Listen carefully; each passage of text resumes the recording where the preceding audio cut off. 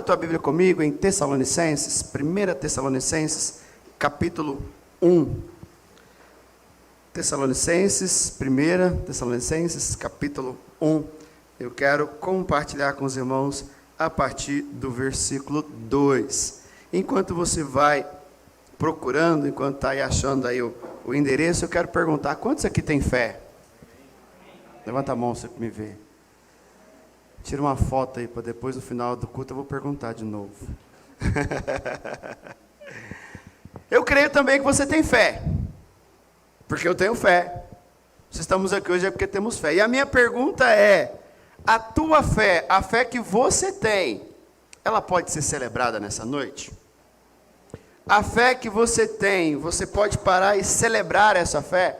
Porque todos nós temos fé. Todos nós temos fé. Agora a questão é, essa fé é celebrada por você? E mais ainda, um pouquinho além, essa fé é celebrada por quem convive com você? De repente pelo teu esposo, pela tua esposa, pelos teus filhos, netos, vizinhos, pai, mãe. Será que quando você olha para a tua fé, você fala, não, olha, minha fé é digna de ser celebrada, glória a Deus. Mas se você perguntasse para alguém, você tem celebrado por causa da minha fé? Ou aí a pessoa responde assim, não sei. Que pergunta mais sem noção é essa? Que questão mais sem lógica? Porque é muito comum, qualquer lugar que você for, falando de Brasil, você perguntar para as pessoas se ela tem fé, ela vai dizer que sim. E cada um fala, mas tua fé está em onde? Cada um vai nomear onde está a sua fé. Cada um vai, de alguma forma, lidar com isso. Mas a pergunta é, será que essa fé pode ser celebrada? Será que essa fé é digna de falar, vamos fazer um culto de gratidão a Deus pela sua fé? Vamos celebrar esse momento, vamos glorificar a Deus por esse momento? E eu gostaria que não só hoje, mas no decorrer dos próximos domingos, nós pudéssemos pensar um pouco mais sobre essa questão. Quero ler então 1 Tessalonicenses, capítulo 1, do versículo 2 até o versículo 10. Acompanhe na tua Bíblia, acompanhe aqui no telão aqui que os meninos também estão projetando, que vai dizer assim, Paulo escrevendo, sempre damos graças a Deus por todos vocês, mencionando em nossas orações, lembrando continuamente diante do nosso Deus e Pai, o que vocês têm demonstrado, o trabalho que resulta da fé, o esforço motivado pelo amor e a perseverança, proveniente da esperança em nosso Senhor Jesus Cristo. Sabemos, irmãos amados de Deus, que Ele os escolheu, porque o nosso Evangelho não chegou a vocês somente em palavra, mas também em poder no Espírito Santo e em plena convicção. Vocês sabem como procedemos entre vocês em seu favor.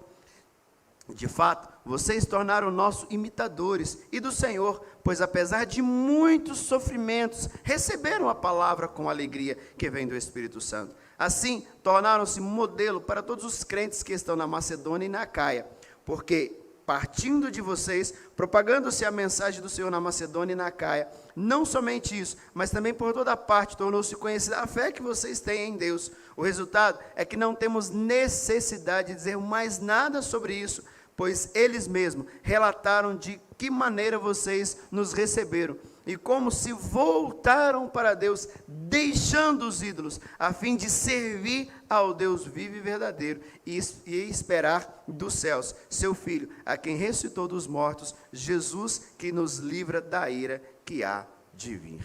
Amém? Tessalonicenses, os estudiosos vão dizer que é a segunda carta que Paulo escreveu. A primeira foi Gálatas, a segunda foi Tessalonicenses.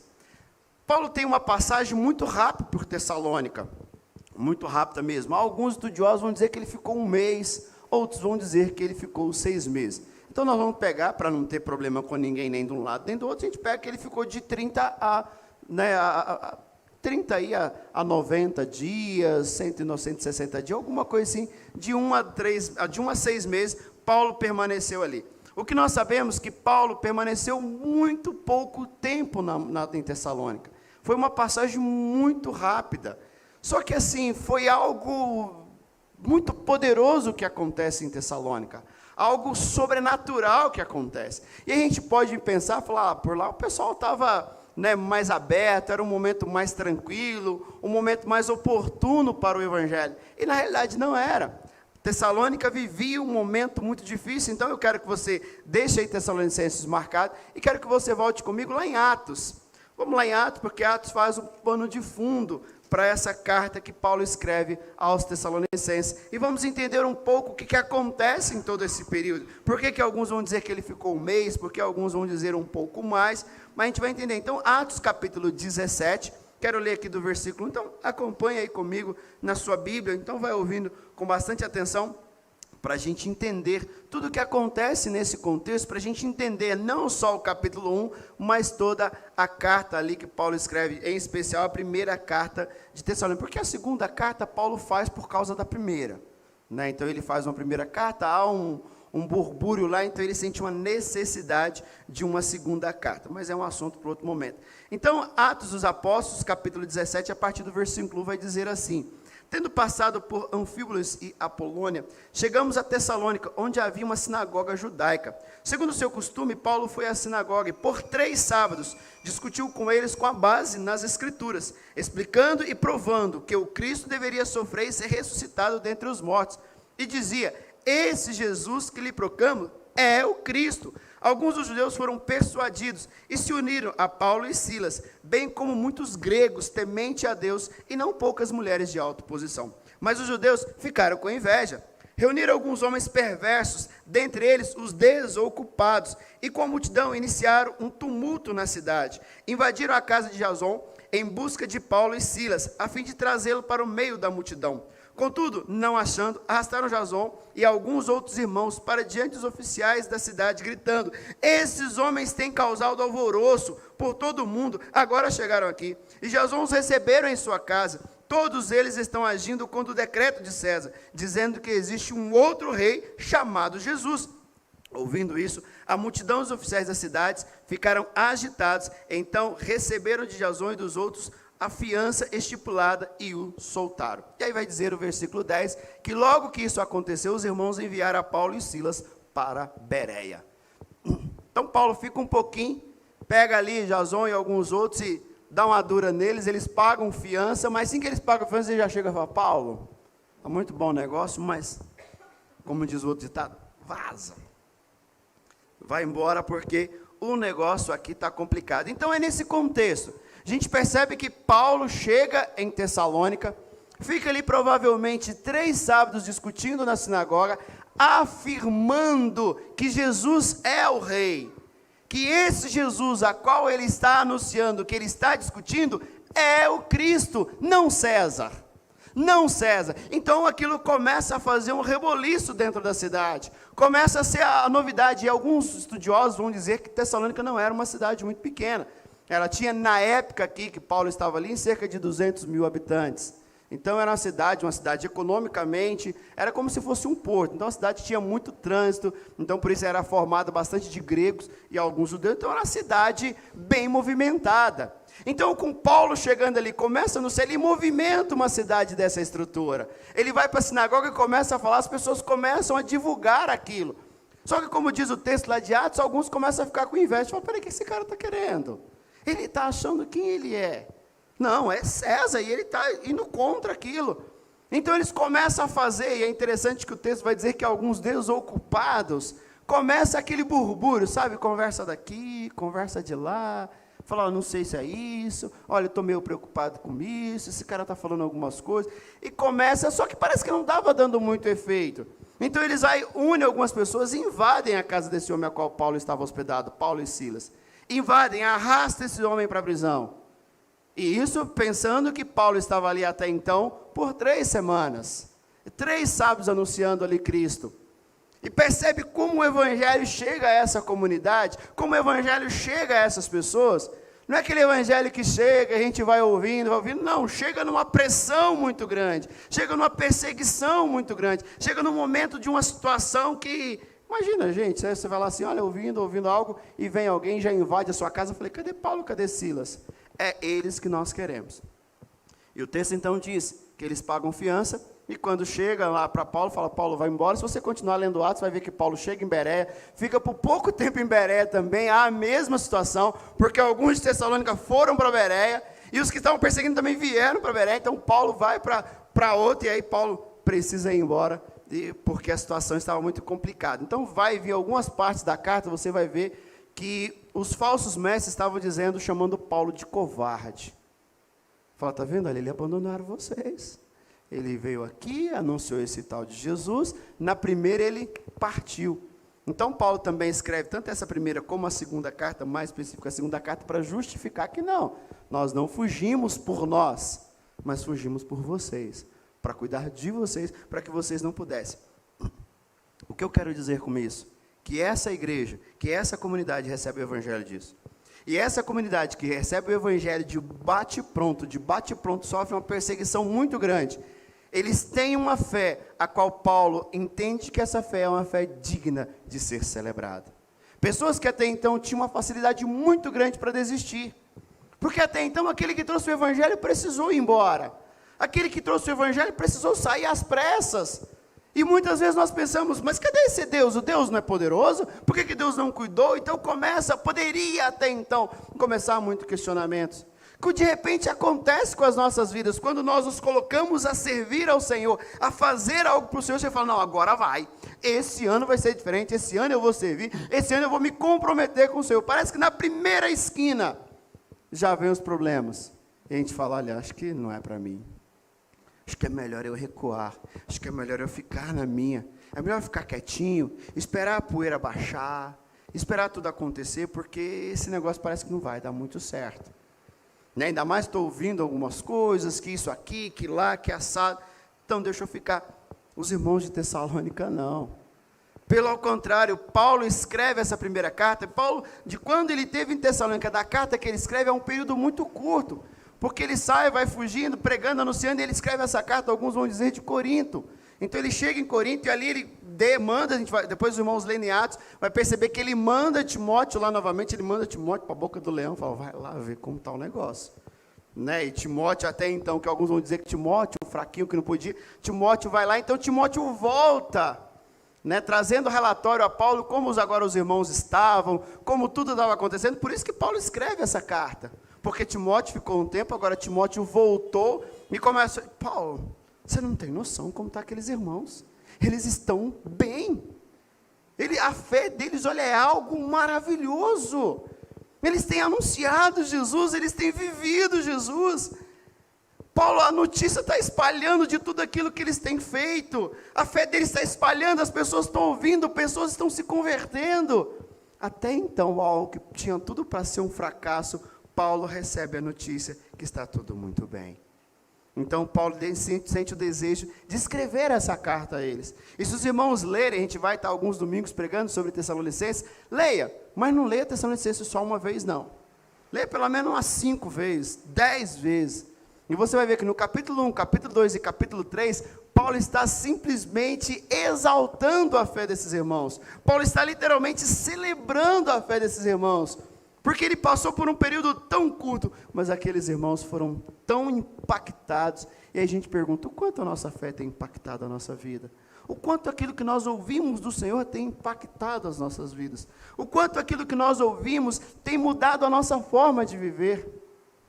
Essa semana eu ouvi uma mensagem que mexeu muito comigo, e a gente fala muito a questão de primícia, e às vezes nós não temos tempo, às vezes de muitas situações, e o pastor fala de repente, pessoas que não vêm para o culto. Ele fala que depois da era digital, depois da era da pandemia, tudo é motivo para não vir para o culto, porque tudo acontece no domingo. E depois é muito fácil, eu posso de repente chegar em casa, assistir, de repente tomando banho, dá para assistir o culto, dá para fazer algumas coisas, de repente eu posso assistir depois. E ele fala algo do seguinte detalhe, ele fala, se você não consegue dar a primícia dos seus dias para Deus, se você não consegue tirar no domingo um tempo para estar com Deus, pode ter certeza que você não vai conseguir tirar durante a semana. Ele fala, se você não tira a primícia do teu tempo para estar com Deus, pode ter plena convicção que durante a semana você não vai tirar, porque aquilo não é prioridade para você, daquilo não é importante para você. E a gente pensa o quanto a nossa fé move as nossas vidas. Será que é a nossa vida que move a nossa fé, ou é a nossa fé que move a nossa vida? Porque parece que muitas vezes a minha fé, ela é muito relativizada, ela é relativa de acordo com o que eu estou. Se tudo está bem, a minha fé está bem. Se eu estou vivendo um tempo bom, então eu vou orar mais. Tanto que a gente estava louvando ao Deus agora com esse último hino, acho que foi o último, né, que diz Canta Minha Alma. Eu comecei a cantar, parece que é como uma ordem, sabe? Parece que a gente está vivendo alguns momentos que a gente, assim, só entre nós aqui, mas parece que a gente não quer adorar. E não é que a gente não quer, não que Deus não mereça, não que nós não cremos nele, não que nós não acreditamos, mas está tanta coisa acontecendo que a gente parece que não tem força. Sabe aquele dia que você chega em casa cansado, e você fica assim, eu durmo ou eu tomo banho? Eu durmo ou eu tomo banho? Você fica naquela situação, e aí você não decide porque você dormiu, no decidir você dormiu. Sabe aquela escolha que você fala, meu, eu estou tão cansado. Ou então, comer ou dormir. Eu falo, eu como, depois eu durmo. Isso é fácil, a decisão. Isso é uma decisão mais fácil. Mas parece que nós vivemos dias que a nossa alma não quer adorar ao Senhor. Que a nossa alma não consegue adorar ao Senhor. De repente, ela até quer, mas parece que falta força. Aí parece que a gente tem que dar meio que uma ordem. Canta, minha alma. Vamos, minha alma, cante ao Senhor. Adore a esse Deus. Vamos, alma. Será que já passou esse momento? De ter que realmente condicionar a sua alma, obrigar a sua alma, obrigar o seu coração, obrigar a sua mente a orar. Vamos orar, alma, agora. Alma, eu te ordeno em nome de Jesus. Aí você fala assim, joelhos, é isso que eu te digo. Se dobre. Mente, em nome de Jesus, se desligue de tudo. E pense em Deus. Irmãos, se muitos de nós não fizermos isso, nós não vamos conseguir orar. Porque os dias vão passando, e a nossa vida está levando a nossa fé. E a nossa vida está alimentando a nossa fé. E pensa comigo, se tudo aquilo que nós vivemos no nosso dia a dia, os estresses que passamos, as dificuldades que vivemos, as questões que vivemos, se isso for o alimento para a sua fé, como que está a nossa fé? Está mais baixo que poleira de pato. Está complicado o negócio. Precisamos inverter isso, que a minha fé condicione a minha vida, que a minha fé possa ser absoluta, independente da realidade que eu vivo, independente da questão que eu vivo. E Paulo, ao escrever esses irmãos de Tessalônica, ele coloca isso, ele entende tudo aquilo que os irmãos estavam vivendo. Tanto que ele fala, vocês passaram por muito sofrimento, versículo 6 ele vai dizer, de fato, vocês tornaram nossos imitadores e do Senhor, pois apesar de muito sofrimento. Ele não diz simplesmente de sofrimento, ele diz de muitos sofrimentos. E nós começamos a ver um pouco dele em Atos, quando é lá na casa, arrastado, de pé, vem de vídeos que nós vemos, de igrejas perseguidas, de muitas situações que a gente vive a cada dia. É uma realidade que para nós é muito longe, muito distante, mas para muitos está no dia de hoje. Quantos cristãos não estão sendo perseguidos nesse exato momento? Quantos cristãos, irmãos, não estão sendo mortos nesse exato momento? Quantos cristãos estão nesse dia sendo levados até a praia, sendo ameaçado de morte, mas não é morto, então ele volta. E fazem isso durante muitos dias. Por quê? Porque primeiro vem um sofrimento psicológico. Primeiro eles querem levar para que eles não querem simplesmente matar, eles querem que ele negue. Eles querem que ele negue.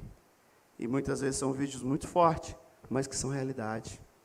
Pense na janela 1040, pesquisa alguma coisa sobre janela 1040, você vai ver o que acontece no mundo, o que acontece com alguns países, o que acontece com algumas situações. E esses irmãos viviam nesse contexto, viviam nessa situação.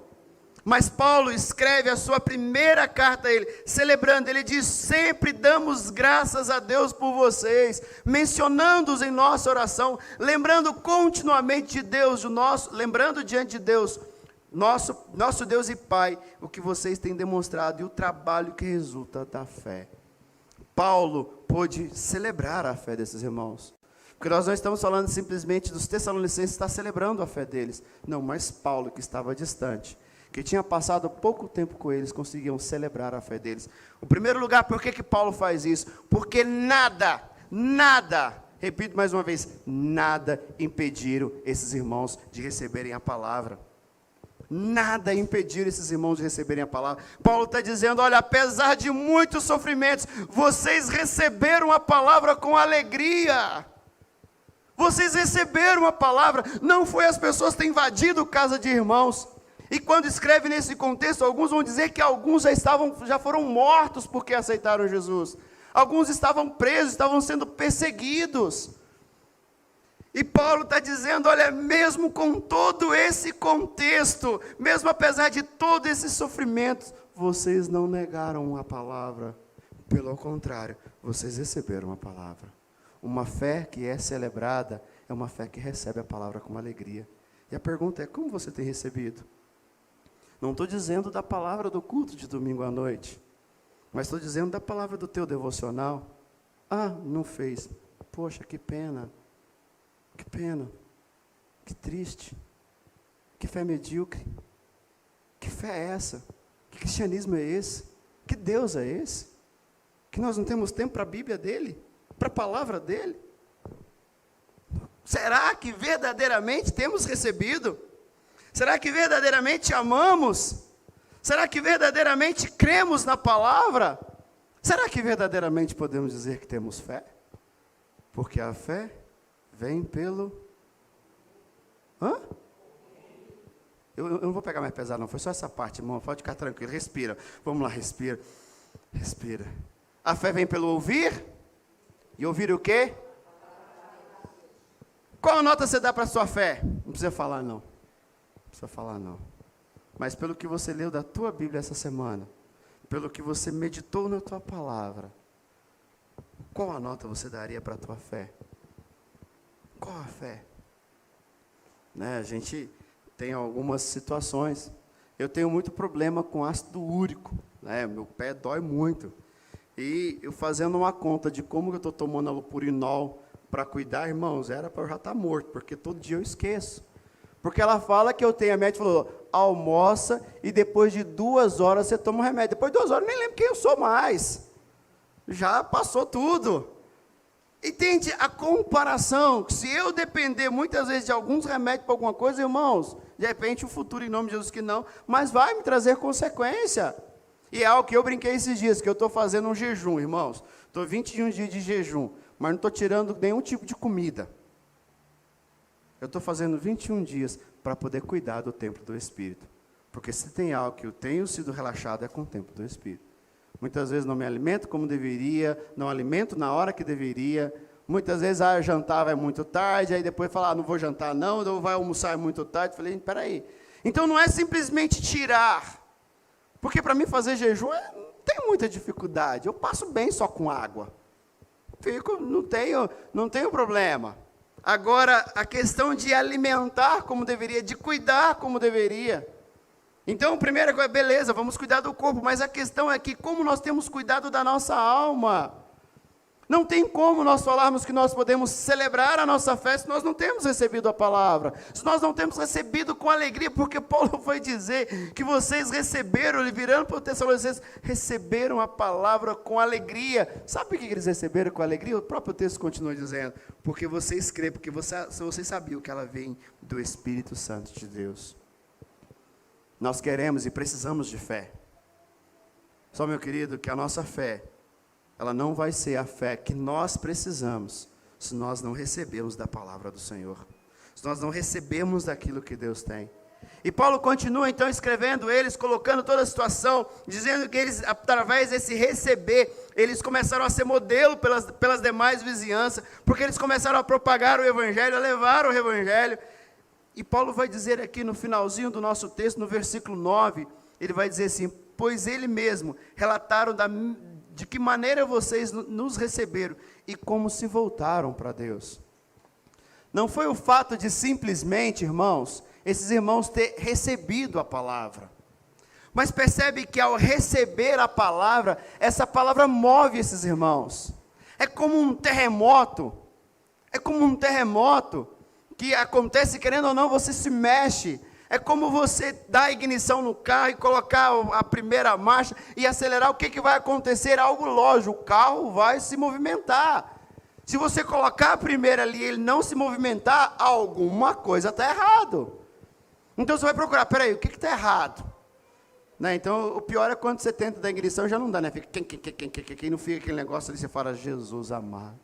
E quando você está longe de casa, no meio do mato, sem nada, você fala, Jesus, põe a mão nesse negócio aqui, que dê problema lá na avenida, em qualquer outro lugar. Mas quando nós ligamos o nosso carro, fazemos tudo e ele não sai do lugar, algum problema está acontecendo. Quando você vai no seu fogão e liga lá e... Agora não é mais fósforo, né? Antigamente era, né? Agora não, você aperta e não, você fica ali... Alguma coisa está errada, você vai procurar o que está errado. Agora é a geração micro-ondas, a gente estava com o micro-ondas lá que ligou e rodava, fazia tudo, irmãos. Era Deus naquele negócio, estava uma batalha espiritual. A gente resolveu, pagando para o homem consertar. Mas você colocava, fazia tudo, irmãos, era bonitinho. Ligava, rodava, aí você ficava lá na frente, né? Esperando. Aí acabava o minuto, apitava, você todo feliz da vida, abria, não tinha acontecido nada.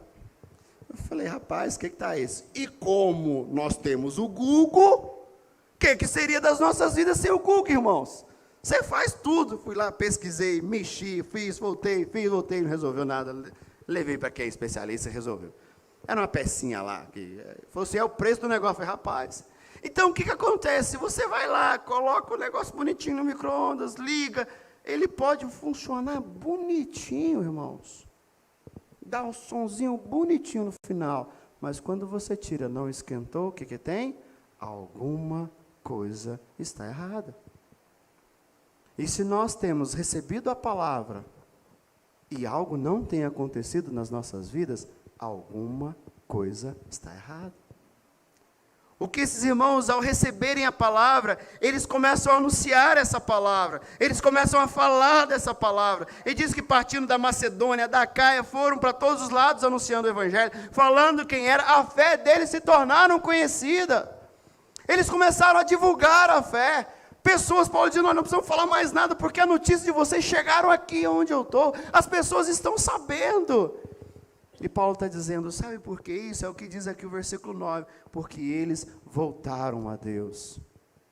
Quando eles receberam a palavra, com alegria, qual foi o primeiro movimento que eles fazem? Voltar para Deus. Voltar para o Senhor, que está aí no versículo 9. Então eles voltam para o Senhor. E a pergunta é, quando você recebe a palavra, quando nós recebemos a palavra, esse movimento tem acontecido nas nossas vidas? Quando nós estudamos a palavra, esse movimento tem acontecido, porque às vezes é comum pessoas que leem a Bíblia muito, estudam muito a Bíblia, dão uma aula, pregam, fazem tudo, e você fala, e como tem sido o seu tempo de oração?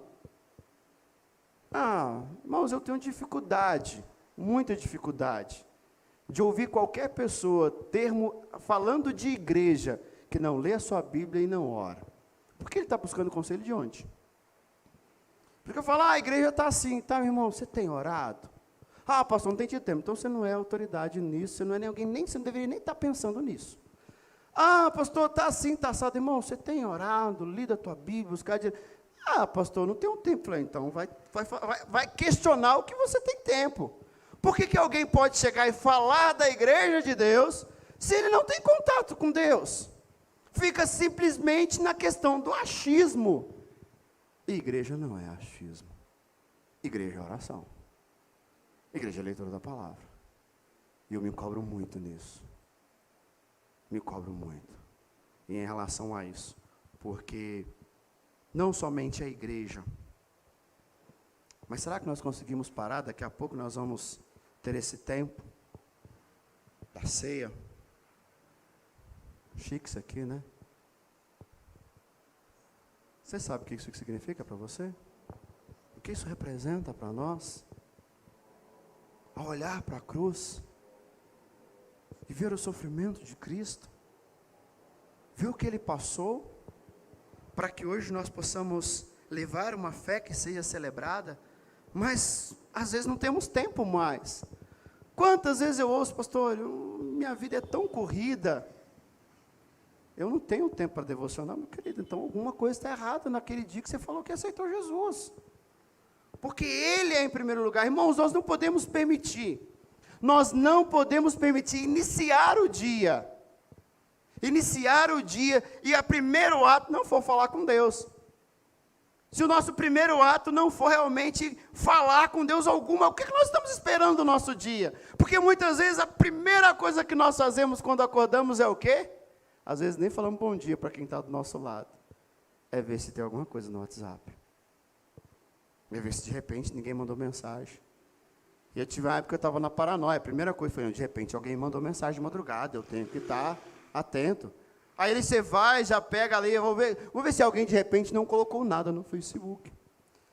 Não fez. Não, sabe, a gente faz tudo. E depois, quando nós saímos de casa, você pergunta, e hoje não tive tempo. Mas pergunta se ele teve tempo de atualizar o WhatsApp. Você pode ter certeza que quando deu 6, 6h30, que de repente eu coloquei alguma coisa no meu status, pode ter certeza que eu já estou acordado faz tempo. Faz tempo. A minha média de acordar, na maioria das vezes, é 5 da manhã. Porque eu sei dos meus compromissos e digo, a pessoa, que hora que você vai dormir, pastor? Meia-noite. A gente aprendeu no seminário que dormir 5 horas por noite já é o suficiente. Claro que, como um bom mineiro, depois do almoço, a gente, né, irmão, aí a gente deixa Deus usar, né? Oh, glória! O que eu quero dizer, irmãos, é que tempo nós temos. Para mim não é sacrifício acordar cedo, eu gosto de acordar cedo. Quem me conhece sabe, eu gosto.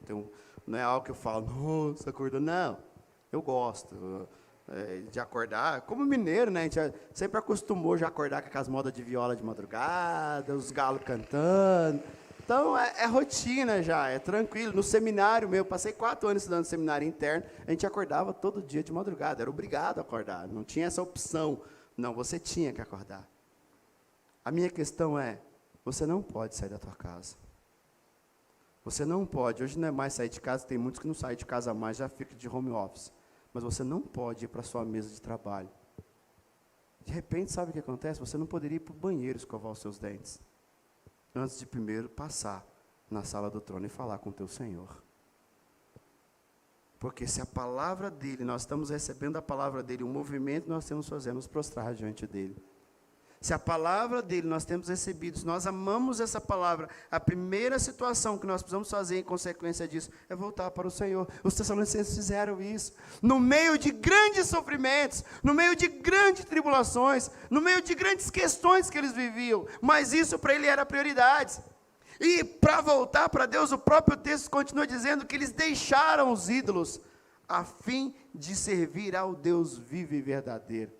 Eles receberam uma palavra com alegria, essa palavra faz o movimento deles voltarem para o Senhor, e esse voltar para o Senhor tem que fazer decisões, porque é uma escolha, ou eu escolho de repente, o meu primeiro horário da manhã, orar, ou eu vou escolher o primeiro horário, atualizar redes sociais, ou ir para a academia, ou fazer qualquer outra coisa. Não estou dizendo que isso não é importante, mas não é mais importante do que começar o dia aos pés do Senhor. E vamos ser sinceros, se a gente não faz isso na primeira hora do dia, que hora vamos fazer? Numa loucura que todos nós vivemos, numa coisa frenética que todos nós vivemos. Eu conheço muitos que de repente fazem tudo, e quando entra no carro, para sair, a primeira coisa, né, é o momento, o santo do santo dele, é dentro do carro, e ali tem aquele tempo de falar com o Senhor. Não é que a gente fala, Senhor, abençoa todo o meu dia. Imagina se seu filho falasse com você, imagina se as nossas esposas, se os esposos das irmãs fizessem isso. Irmãos, precisamos avaliar a nossa fé, precisamos avaliar como ela está, e para voltar para o Senhor, eu preciso deixar algumas coisas. Quando eu decido comer algo, como hoje nós decidimos, alguns irmãos decidiram ficar aqui para almoçar, deixamos então outras coisas, deixamos a nossa casa, deixamos de repente um outro almoço que poderia ter para ficarmos aqui. Outros irmãos decidiram por não estar aqui, então deixaram aqui e voltaram para onde deveria. São escolhas da vida, e isso também está relacionado à fé. Se eu quero me aproximar de Deus, eu tenho que deixar algumas coisas, e muitas vezes delas são ídolos. São ídolos. No decorrer da caminhada com os Tessalonicenses, nós vamos ver o que acontecia ali, qual era a forma, lembrando dos gregos, como os gregos viviam, uma perversão muito grande que eles viviam a cada dia.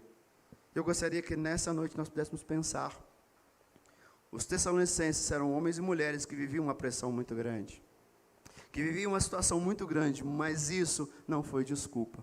Sei que muitos de nós temos vivido situações muito complicadas, às vezes financeira, às vezes na nossa saúde, às vezes de relacionamento, às vezes de decepções, às vezes de tanta frustração que nós vivemos, às vezes também a frustração com a igreja, com o pastor, com tantas situações. Irmãos, mas independente do que for, isso não é desculpa para que não venhamos receber a palavra do Senhor. Porque não é a palavra de um líder, de um pastor ou de qualquer outra pessoa, mas é a palavra do Senhor. Precisamos ter tempo para receber a palavra do Senhor. E às vezes parece que os problemas nos invadem de tal forma, parece que eles tomam toda a nossa vida, e nós não temos mais tempo para o Senhor. Só que não é o fato também de simplesmente receber a palavra, mas a palavra precisa nos movimentar, ela precisa nos levar a fazer alguma coisa, porque se nós ouvimos sermão, lemos a Bíblia, ou fazemos qualquer coisa relacionada a Deus, e isso não nos confronta, isso não nos leva a uma decisão, não nos leva a fazer alguma coisa está errada. Porque sempre a palavra vai vir ao nosso coração para tomarmos uma decisão. Voltar para o Senhor ou não, nos aproximar do Senhor ou não. E quando nós decidimos estar com o Senhor, nós decidimos deixar muitas outras coisas.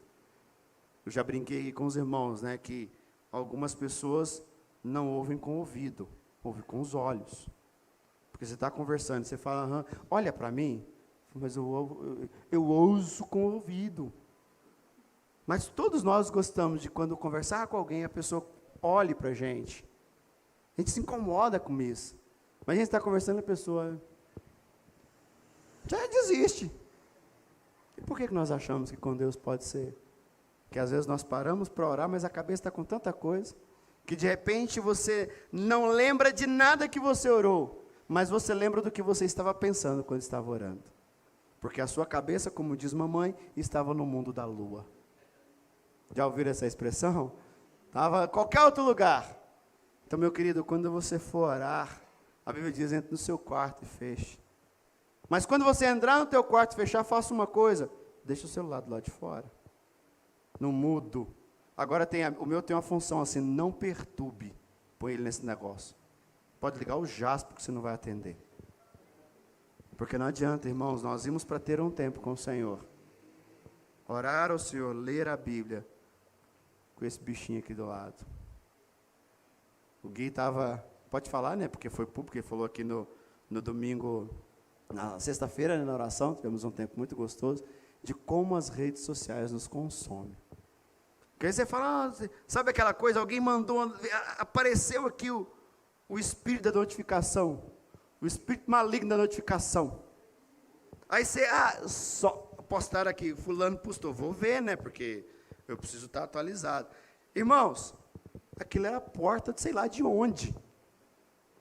Porque assim, irmãos, acontece comigo, eu só vou ver isso. Aí embaixo tem um negócio interessante, tem um negócio interessante, e eu tenho um problema sério, aqueles vídeos bestas, irmão, aquilo me prende.